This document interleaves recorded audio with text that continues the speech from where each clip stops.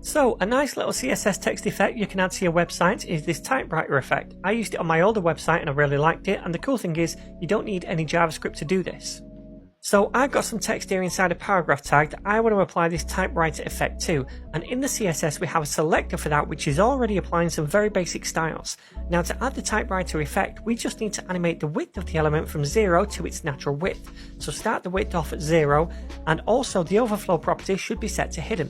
And then white space is set to no wrap so that the text doesn't wrap to the next line. So now add a keyframes animation called type, and all we want to do is say that the width goes to 21ch. Ch is a CSS unit that denotes a character width. You can play around with this value depending on your text.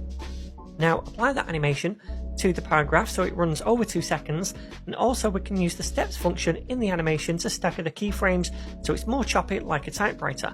I've used 21 to say do the animation in 21 steps. The number of steps is roughly the same number of the letters in the text. The last keyword, forwards, means stay at the final position of the animation. One more thing, we also need a blinking cursor. To do that, we'll add a border right property to the paragraph and specify a solid border with a width of 3 pixels, which is some color or other, black in my case. To make it blink, add a new keyframes animation called blink, which has 3 stages, from, 50% and 2, or a start, middle and end.